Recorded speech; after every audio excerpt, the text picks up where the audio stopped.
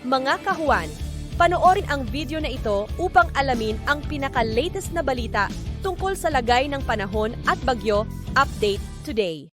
May kita natin ngayon dito sa ating satellite animation na wala na tayo gaanong kaulapan na nagdudulot ng mga pag-ulan sa malaking bahagi ng ating bansa. Ngunit ang northeast monsoon o amihan ay nakakaapekto pa rin dito sa bahagi ng Luzon kung saan magdadala pa rin ito ng maulap na kalangitan na may mga pag-ulan dito sa may silangang bahagi ng Luzon. At ngayong araw ay magiging mataas din yung tsansa ng mga isolated na mga pag-ulan, pagkidlat at pagkulog dito naman sa silangan at katimugang bahagi ng Mindanao. So pag-iingat po para sa ating mga kababayan sa posibilidad ng mga pagbaha at pagguho ng lupa. At sa kasalukuyan ay wala tayong minomonitor or namamataan pa na bagyo or low pressure area na maaaring makaapekto dito sa ating bansa.